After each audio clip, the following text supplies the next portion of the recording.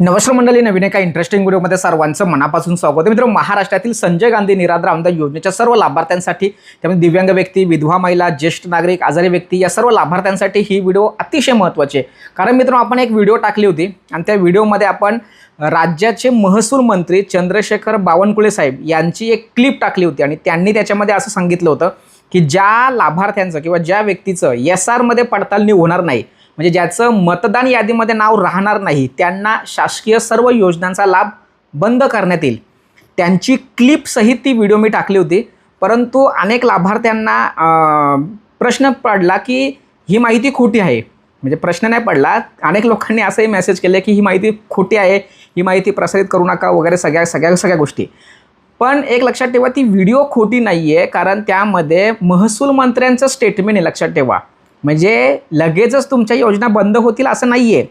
पण एखादा महसूल मंत्री, म्हणजे आपली योजनासुद्धा त्यांच्याच देखरेखीखाली असते. लक्षात ठेवा, तहसीलदार कार्यालय असेल किंवा प्रांतसाहेब असेल किंवा जिल्हाधिकारी कार्यालय असेल, यांच्या देखरेखीखाली किंवा मार्गदर्शनाखाली आपली योजना चालवते. आणि त्यांचा एक वरिष्ठ व्यक्ती, महत्त्वाचा व्यक्ती म्हणजे महसूल मंत्री, त्यांची अशी जर स्टेटमेंट असेल आणि त्याविषयी जर आपण व्हिडिओ बनवली तर ती व्हिडिओ चुकीची न ठरवता आपण जागरूक होणं खूप गरजेचं आहे.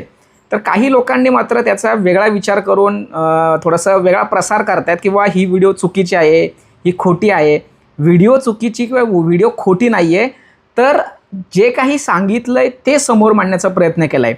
आता तुम्हाला सांगतो, 27 मार्च 2026चा एक महत्त्वपूर्ण शासन निर्णय आहे आणि त्या शासन निर्णयामध्ये संजय गांधी निराधार असेल, दिव्यांग पेन्शन योजना असेल, श्रावणबाल असेल किंवा वृद्धपकाल योजना असेल, सर्व लाभार्थी यांना नवीन फॉर्म भरायचा असेल, हे जे काही लाभार्थी आहेत त्यांना नवीन जर फॉर्म भरायचा असेल तर त्यांना एक नवीन निकषाची नियमावली ठरवली.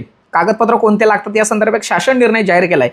त्या शासन निर्णयामध्ये त्यांनी स्पष्टपणे सांगितलं आहे की मतदान कार्ड हा मॅन्डेटरी कागदपत्र पहिल्यांदा सांगितलं आहे. म्हणजे जेव्हा आधार कार्डच्या व्यतिरिक्त एखादा पत्त्याचा पुरावा तुम्हाला द्यायचा असेल तर मतदान कार्ड, रहिवासी दाखला हा मागितला. लक्षात ठेवा. आणि विशेष करून तो मतदान कार्ड हा पहिला प्राधान्याने तिथे टॅप केलं आहे.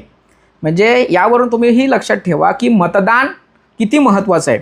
तो शासन निर्णय तुम्हाला मी दाखवतो बघा. तर मित्रांनो, या ठिकाणी बघा, 27 मार्च 2026चा विशेष सहाय्य योजनेच्या निकषामध्ये सुधारणा करण्यासंदर्भात महत्त्वाचा शासन निर्णय तुम्हाला समोर दिसत असेल. आणि या ठिकाणी थोडासा खाली आलात, खाली या थोडंसं, आणि या ठिकाणी बघा 5वा मुद्दा, अर्जदाराचा पत्ता आधार कार्ड व्यतिरिक्त.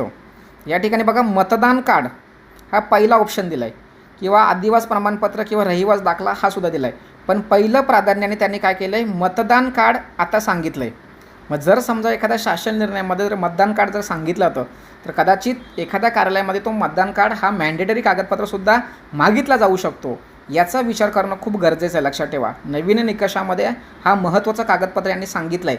भविष्यामध्ये काहीही निर्णय सरकार घेऊ शकतो, म्हणून आपण त्यामध्ये जागरूक राहणं हा उद्देश आहे, म्हणून ही व्हिडिओ बनवली. तर मित्रांनो, अशा पद्धतीने ही सर्व काही माहिती आहे. त्याचबरोबर अनेक लोकांना असाही प्रश्न पडला की ही योजना कशी बंद होणार. मग जे काही लहान मुलं असतात, जे लहान दिव्यांग असतील किंवा निराधार लहान मुलं असतात, तर त्यांना जर मतदानाचा अधिकार नाही आहे, मग आपल्याला सर हे जे व्हिडिओ टाकलेले आहे की बाबा मतदान जर कार्ड नसेल तर योजना बंद होईल, मग त्या लहान मुलांचं कसं काय होणार. त्यामुळे ही माहिती खोटी आहे. एक लक्षात ठेवा, हे सरकार आहे आणि ह्या सरकारला जर तुमचा फायदा जर नसेल तर त्यांच्याकडून तुम्हाला फायदा होणार नाही. लक्षात ठेवा, म्हणजे तुमचा जर त्यांना नसेल तर ते सुद्धा तुमचा फायदा करणार नाही.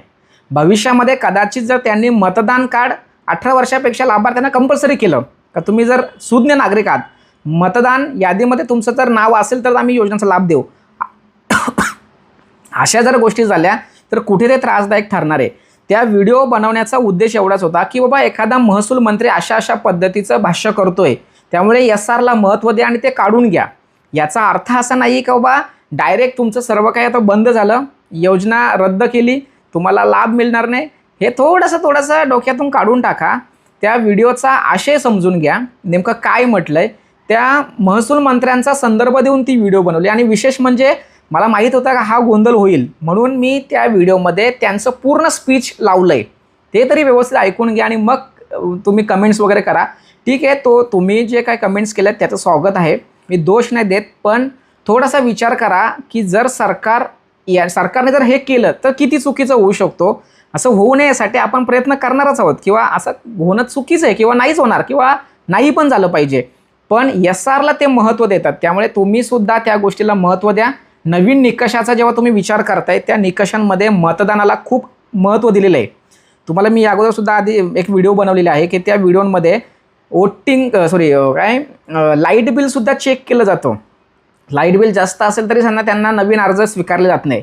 मतदान जर नसेल तर सरकारला जर तुमचा फायदाच नसेल तर ते तुम्हाला कशाला योजनांचा लाभ देणार. असंही काही गोष्टी घडू शकतात, ते घडू नये किंवा घडणार नाहीच त्यासाठी आपण सक्षम आहोत. परंतु एखाद्या व्हिडिओमध्ये काय म्हटलं आहे याचा बारकाईने अभ्यास करा आणि मग त्यावरती प्रतिक्रिया द्या, असं मला या ठिकाणी वाटतंय. ज्या लोकांना ती चुकीची वाटते त्या लोकांनी थोडंसं समजून घ्या ती व्हिडिओ काय आहे, त्यामध्ये महसूल मंत्री काय म्हणालेत. हे जे काही म्हटलं आहे हे माझ्या पदरचं नाही आहे, तर त्यांनी जे म्हटलं आहे ते तुमच्यासमोर ठेवलं आहे. त्यामुळे तुम्ही त्या गोष्टीचा विचार करायला पाहिजे. एक जनजागृती व्हावी हा उद्देश असतो, पुढे हे भविष्यात होऊ नये. आणि असं जर काही सरकार करत असेल तर आपल्याला अगोदरच त्याच्यावरती काहीतरी पाऊल उचलायला पाहिजे. याविषयी हे जनजागृतीचे व्हिडिओ असतात, वेगळा काही उद्देश नाही आहे. पण तरीसुद्धा जर तुम्हाला काही जर चुकीचं वाटत असेल तर इट्स ओके, नो प्रॉब्लेम, काही अडचण नाही आहे. तुम्हाला जे वाटत असेल तो विचार करा आणि त्या व्हिडिओकडे त्या दृष्टीने बघा. पण काही लाभार्थी मात्र मला कमेंट्स करतात की सर तुम्ही जे काही टाकलं आहे त्याविषयी आम्हाला बऱ्यापैकी माहिती मिळाली, जनजागृती आमची झाली आणि आम्ही नक्कीच तो SR हा जो फॉर्म आहे तो भरून देणार आणि पडताळणी करून घेणार. ओके, तर एक थोडासा डिक्लेरेशन द्यायचं होतं म्हणून ही थोडक्यात व्हिडिओ बनवलेली आहे. तुमचं नुकसान होईल किंवा तुमच्या मनामध्ये गैरसमज निर्माण होऊ नये यासाठी ही व्हिडिओ बनवली आहे.